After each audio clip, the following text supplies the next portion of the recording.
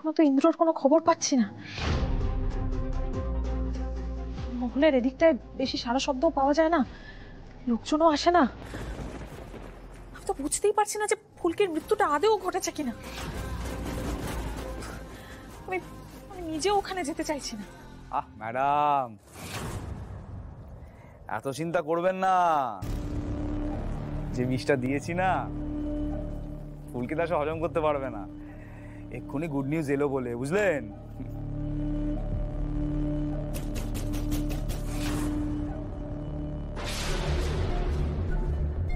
ওই যে good news, যান কি দরজা খুলুন।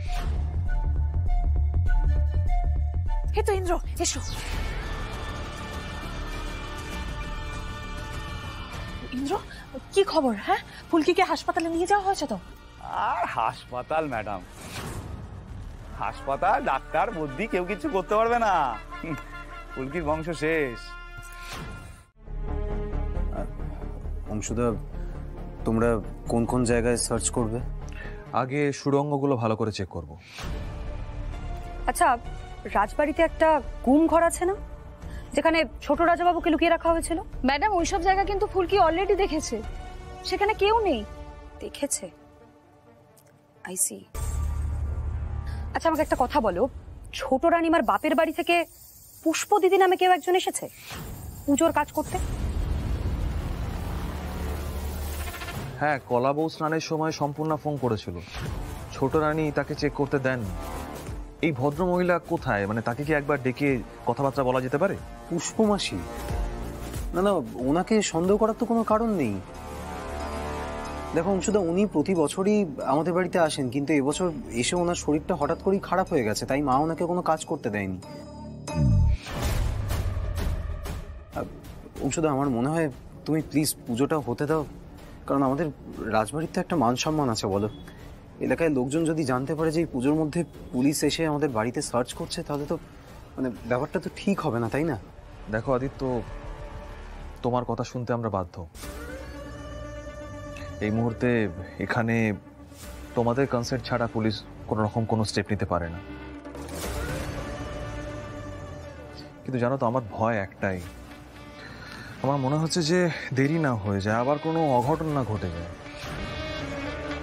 ঠিক আছে, পুজোটা কাটুক, তারপরেই না হয় সার্চ হবে। এই মুহূর্তে আমি রাজবাড়িতে সিকিউরিটি বাড়াচ্ছি। কি বলেন ম্যাম? এক্স্যাক্টলি।